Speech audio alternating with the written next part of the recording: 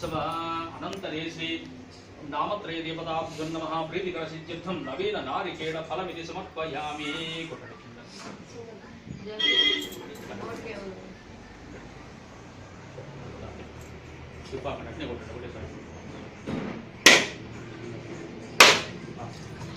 నామత్రయ దేవతాభ్యో నమః.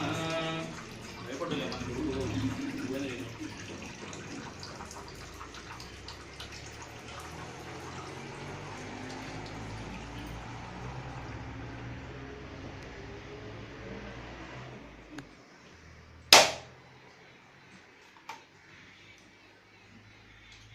టెంకాయ ఒక చోట కొడితే చక్కగా పోతుంది, తిప్పుదే అపవిస్తుంది అప్పుడే. అది అందుకు టెంకాయను ఒక చోటనే కొట్టవాలి. నామత్రయ దేవతాభ్యో నమః. ఇది ప్రోక్షా పరిశంచాః భవద్భవ స్వః సశ్చంద్రవరేణ్యం భర్గో దేవస్య ధీమహి ధియో యో నః ప్రచోదయాత్. సచ్చంతృతేన ఇతి పరిశంచామి. అమృతమస్తు అమృతోపస్తృణమసి స్వాహ. పలకండి. నామత్రయ దేవత అనుగ్రహ ప్రాప్త్యర్థం నవీన నారికేళ ఫల నైవేద్యం సమర్పయామి. ప్రాణాయ స్వాహ పానాయ సూర్యాయ స్వాహ ఉదానాయ స్వాహ సమానాయ స్వాహ బ్రహ్మణే స్వాహ బ్రహ్మణే స్వాహ. ఇది సువర్ణ దివ్య మంత్ర పుష్పాక్షరం సమర్పయామి. హిరణ్యపాత్రం మధోపూర్ణం దధాతి మదవ్యోసానేతి. ఏకదా బ్రహ్మణముపహరతి ఏకదై యజమాన ఆయుస్థేజో దదాతి. ఇది మంగళ నీరాజనాభృతమక్షతాం సమర్పయామి. ఓం మధుసూదనాయ విద్మహే నారాయణాయ ధీమహి తన్నో మహావిష్ణు ప్రచోదయాత్.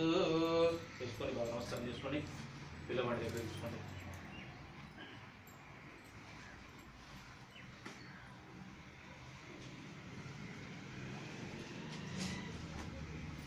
పెట్టుకొని చెవిలో 3 సార్లు చెప్పాలి. చెవిలో 3 సార్లు చెప్పాలి పిల్లవాడికి.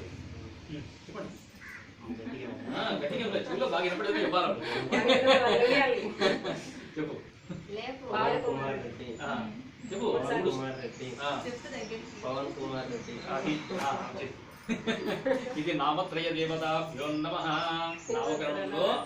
నామకరణము అంటే తండ్రి దగ్గర కూర్చొని పూజ చేసేసిన తర్వాత నామత్రయం రాసిన తర్వాత 3 పేర్లు నక్షత్రనామం, ముందు వచ్చేసి మాసనామం, ఆ మాసంలో పుట్టిన దానికి, తర్వాత ఆ నక్షత్రంలో పుట్టిన దానికి, తర్వాత మనం అనుకున్న పేరు, ఆ రకంగా 3 రాసిన తర్వాత ఆ పూజ అయిపోయిన తర్వాత పిల్లవాడి చెవిలో మీరు ఏమనుకున్నారో ఆ పేరు 3 సార్లు చెప్పాలి. చెబితే వాడికి ఆ సమయంలో చెప్పినటువంటి పేరు మనసులో స్థిరంగా గుర్తుండిపోతుంది అనమాట. అట్లా అది అందుకు నామకరణం అనేది.